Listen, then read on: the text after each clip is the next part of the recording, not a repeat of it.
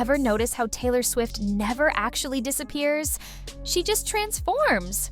One minute she's the country sweetheart in cowboy boots, the next she's the glitter-clad pop powerhouse, and before you can blink, she's the indie folk poet in plaid.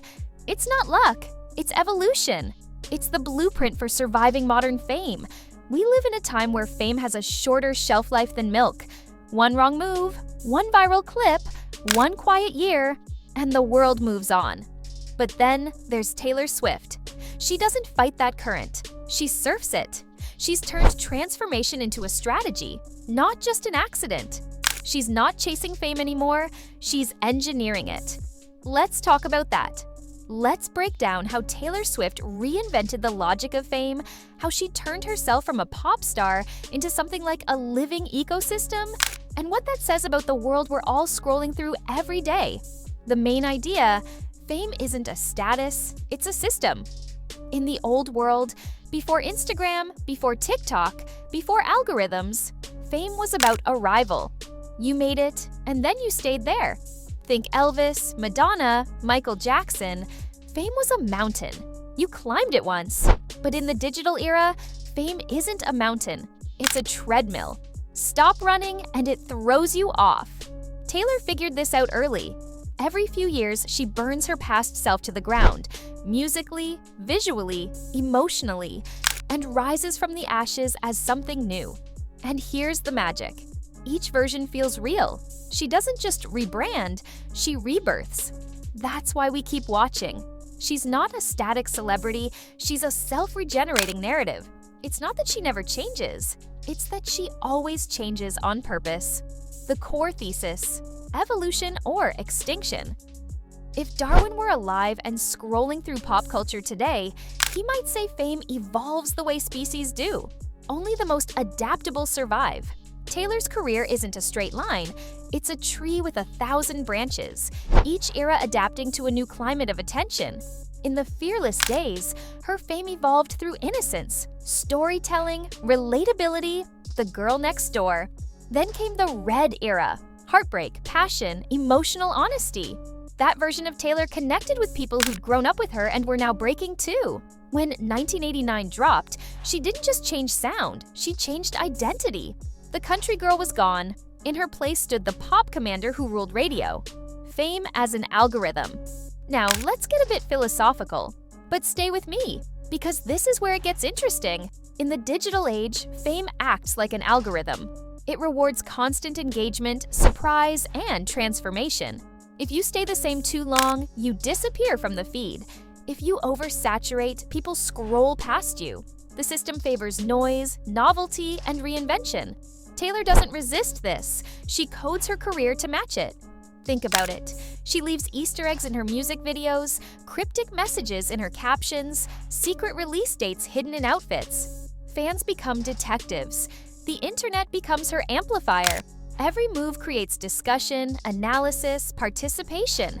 Fame isn't one-sided anymore, it's interactive. Taylor turned her career into a game people want to play. That's the algorithm at work. And she's the one writing it. The philosophy of Taylor Swift. To really understand how deep this goes, we need to borrow some ideas from a few thinkers. Not to sound academic, but to make sense of why this works. Nietzsche's eternal return. Nietzsche talked about the eternal return, the idea that life repeats in cycles endlessly, and the only true power is to embrace that repetition with joy. That's Taylor. Every era is a new version of the same story. Love, loss, rebirth. She doesn't run from repetition, she reinvents it. The past versions of herself aren't discarded, they're integrated. You can see it in her live shows, how she blends eras, how she celebrates her own evolution. She's not afraid of the loop, she thrives in it. Irving Goffman's presentation of self. Goffman said that life is a stage and we all perform roles. Front stage for the world, backstage for ourselves. Taylor's mastery is in how she shows her backstage on purpose. Her documentaries, her diary-like songwriting, her vulnerability on stage. It all feels like we're seeing the real her. But that realness is also crafted. It's performance, but performance with precision. She's both the actor and the director of her public life. Darwinian evolution of memes. And finally, Richard Dawkins' idea of memes as cultural genes. Memes evolve by replication, mutation, and selection. Taylor's eras are memes, each adapting to survive in a changing cultural ecosystem. From Tumblr blogs to TikTok trends, each Taylor version has its own language, aesthetic, and audience. Reputation thrives on drama. Lover thrives on hope. Folklore thrives on introspection. Every version finds its niche and flourishes there until it's time for mutation. Taylor Swift, the self-generating universe. Taylor isn't just a pop star anymore. She's a universe. Inside it, there are timelines, myths, callbacks, and characters. Each fan lives in a different version of that universe. Some love Speak Now, others live in folklore. Each person connects to a Taylor that mirrors their own stage in life, and that's her real genius. She's not the same artist to everyone. She's the right artist to someone. That's how you build longevity, by being plural. Storytelling as survival. Taylor's secret weapon isn't her sound, it's her storytelling. She makes fame emotional again. When she writes, she doesn't just tell us what happened, she tells us how it felt. You can trace her heartbreaks, her rage, her joy, but she also lets those emotions age with her. She's not stuck in teenage heartbreak, she's grown into adult complexity. You feel it in how All Too Well matured from 5 minutes to 10. Same story, deeper truth. Why it matters beyond music. Taylor's fame is more than celebrity gossip. It's a lesson in adaptation. Companies, influencers, artists, even everyday creators can learn from it. The internet doesn't reward perfection, it rewards iteration. Taylor never waits until something's flawless. She releases, learns, rebuilds. She's agile, she's emotional, she's human. And that's the paradox. The more she engineers her fame, the more authentic it feels.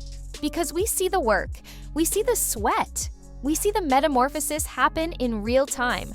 She doesn't just drop eras, she lets us witness her molting. That transparency builds trust. That trust builds legacy. So what's the secret? Here it is, simple but powerful. Fame that lasts is fame that changes. Taylor Swift has turned reinvention into a ritual. Every time the public thinks they know her, she shifts the lens, not to trick them, but to keep growing, to keep surprising herself. Because the truth is, the secret to surviving fame is the same as surviving life. Don't get stuck in one story. Final reflection. Taylor Swift has built an empire out of empathy, curiosity, and chaos. She's taken Nietzsche's rebirth, Baudrillard's illusion, Goffman's performance, and Darwin's evolution, and turned them into pop songs that hit #1. She's living proof that art doesn't have to be timeless. It just has to be alive.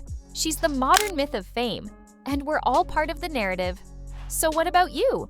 What's your next era? How will you reinvent when the world changes again? Because it always does. If you love stories like this, where culture meets philosophy and fame meets humanity, subscribe and stick around. The next era is about to begin.